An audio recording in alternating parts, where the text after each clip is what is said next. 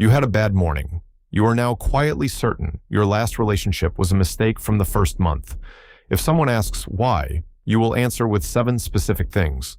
The fight about the dishwasher, the time they didn't call when you were sick, the Christmas, the wedding, all of them true, none invented. You are not being dramatic. You are not unfairly rewriting history. You are running a perfectly functional retrieval system on a cue it was never meant to receive. The cue is your current mood. The system is your autobiographical memory.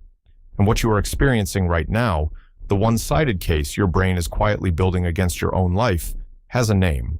Psychologists call it mood-congruent memory. And here is the uncomfortable part. In about 4 hours, when the mood shifts, you will build the opposite case with equal certainty from the same archive. That's the surface. Here's the setup. In 1981, the American psychologist Gordon Bower rhymes with flower, published a paper in American Psychologist called Mood and Memory. It proposed something unusual, that emotions were not just things that happened to memory, they were part of the index. The model was simple. Memory works by association. Nodes link to nodes, a face to a name to a place. Emotions, Bower argued, are also nodes. Being sad does not merely color your thoughts. It activates a sad node that has spent years quietly linking itself to every memory encoded under that same emotion. When the sad node lights up now, it spreads activation along those links. The memories that surface are not random. They are the ones that were tagged sad when they went in. This is the base rate mattering here. In a world without this filter, your mind on a bad Tuesday would sample your past the way a statistician samples a population, randomly, proportionally, with good and bad in roughly the mix they actually occurred. That is not what it does. It samples the way a search engine does. It returns whatever matches the query, and the query, quietly, is today. That's the theory. Here's how it actually runs. Consider what just happened to you in the kitchen this morning. Your brain did not retrieve 7 memories at random from across your relationship. It ran a ranked search. The ranking function was your current emotional state. Bower's clearest demonstration came from mood induction experiments, Teasdale, and Fogarty, 1979. Bower himself, 1981. Participants were put into a happy or sad mood using music, films, or hypnosis, and then asked to recall events from their own lives. The happy mood group recalled more pleasant events. The sad mood group recalled more unpleasant ones. Same life, different samples, each one confirming whatever was currently true on the inside. This retrieval pattern creates a loop. Your mood selects the memories confirm the mood. The confirmed mood runs the next query harder. A bad morning, left alone, becomes a bad decade by lunchtime. Not because anything changed in the past, but because the index of the past got resorted. And here is where it becomes awkward. The loop runs on a trustworthy feeling signal. When a memory comes back fast and vivid, your brain does not flag it retrieval biased by current state. It flags it true. 17 seconds of remembered argument feels exactly like 17 seconds of evidence. The misfire is not that the memories are false. They are not. It is that the sample is not random, and the brain does not know it is looking at a sample. The same algorithm runs in the happy direction. Fall in love on a Tuesday, and by Wednesday the brain has quietly re-indexed your last 5 years as a chain of coincidences that were politely leading here all along. Get promoted on Thursday, and by Thursday evening you have always been lucky at work. Lose the same job on Friday, and by Friday evening you have always been slightly overlooked. Always been slightly underpaid. The filter is not sad specific, it is present specific. 2 more everyday cases make this concrete.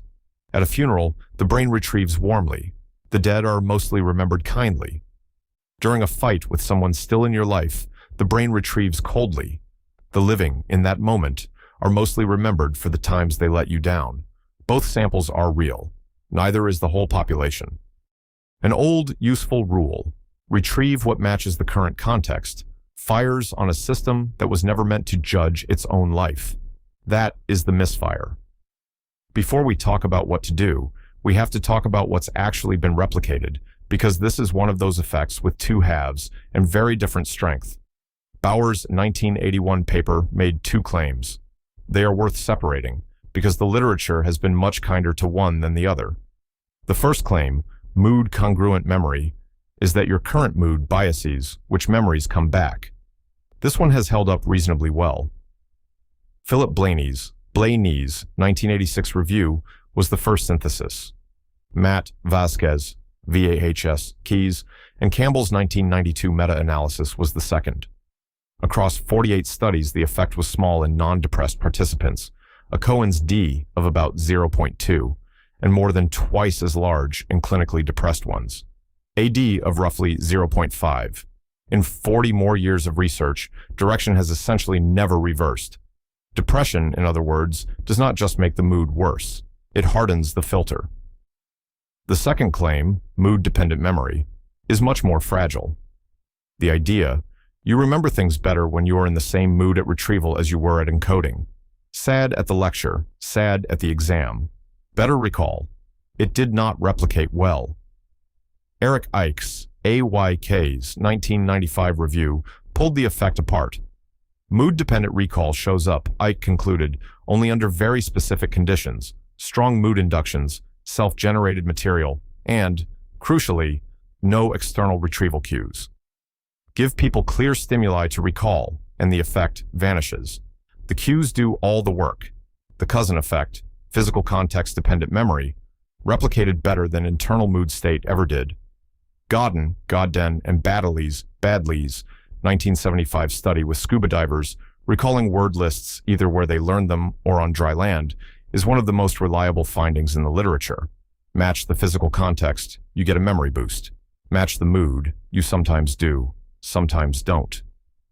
So the picture is less neat than it started out. Mood bias is retrieval, strongly in depression, mildly in everyone else. It does not reliably make you a better rememberer when you return to the same emotional state. The associative network model was half right. The loop we described earlier, mood selects memories, memories confirm mood, only needs the first half to run.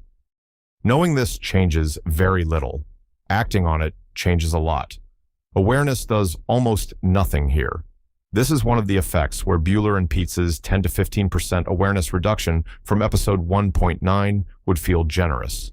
You can know perfectly well that your brain is running a mood-filtered search, and the search still returns what it returns. The results still feel like truth. So the interventions have to be structural. Timestamp the verdict.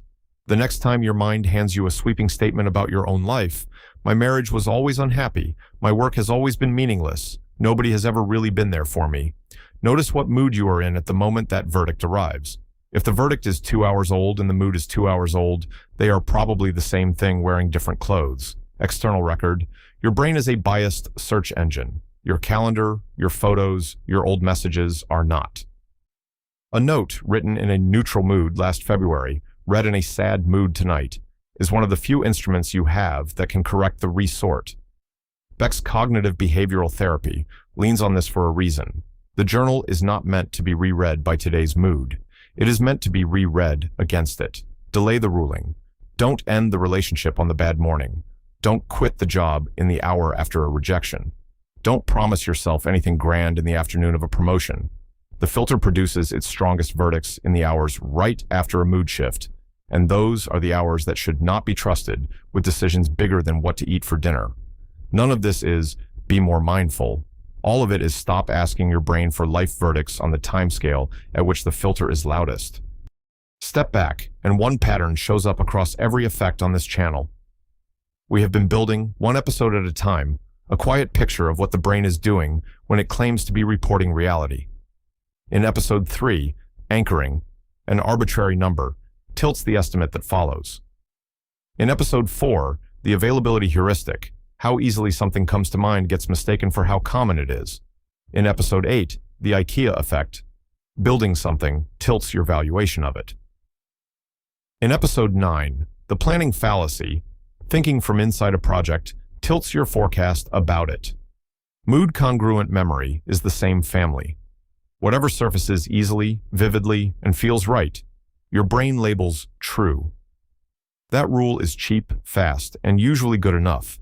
It was good enough for an animal that had to decide in 2 seconds whether a shape in the grass was a predator. It is not good enough for an animal that has to decide at 40 whether it has had a happy life. The pressure on memory was never that it be neutral. The pressure was that it deliver a useful sample for right now. If you are sad, the relevant question has historically been, what is similar to this, and what did I do last time? Not, on a long-run average, how has my life gone? Kahneman calls this split System 1 and System 2. The mood-filtered retrieval is System 1 doing what it does well, on the wrong problem. Your autobiographical memory is not lying to you. It is just not answering the question you think you asked. This leaves one open door worth naming out loud. There is a question in the clinical literature that nobody has cleanly answered yet, and it matters more than most of the questions we have asked on this channel. Does the mood-congruent filter cause depression, or is it a symptom of it? The loop we sketched earlier is elegant, but elegance is not evidence. It might be that a normal mood-congruent effect, left to run for weeks in someone predisposed, hardens into the clinical D of 0.5 that Matt and colleagues measured. It might also be that depression starts somewhere else entirely, hormonal, inflammatory, neurological, and the memory filter is just a downstream reporter, not a cause. Yuda Yorman at Yale, and Ian Gottlieb at Stanford have spent 2 decades trying to disentangle this. Their work points tentatively to attentional and memory biases arriving before the first depressive episode, but longitudinal samples are small and the measurements are hard. If the bias is upstream, then interventions that teach depressed individuals to retrieve specifically, rather than in mood-matched clumps, should reduce relapse. That is the prediction, and it is being tested. Does breaking the loop break the disorder? The honest answer right now. Sometimes, a little, in some subgroups. The dishonest answer is what you would read in a self-help book. And that brings us back to the kitchen. You had a bad morning. You built a case. It felt airtight. An old rule: retrieve what fits the current context. Fires on a system it was never built to judge. That is the misfire. In a few hours, the mood will lift a little. A memory of a good Tuesday will come back unbidden. The case will quietly reorganize itself. The verdict you were so sure of will file itself under things I thought this morning. What you call the truth about your life is, a lot of the time, a report rewritten by the mood you were in 5 minutes ago. The fix is not to stop having moods. It is to stop treating the report as signed off. Next week, why your brain confidently predicts how you'll feel about things, and is almost always wrong about the intensity. The effective forecasting problem. Subscribe if the pattern across these misfires is starting to matter to you. There is still a lot of it left to map.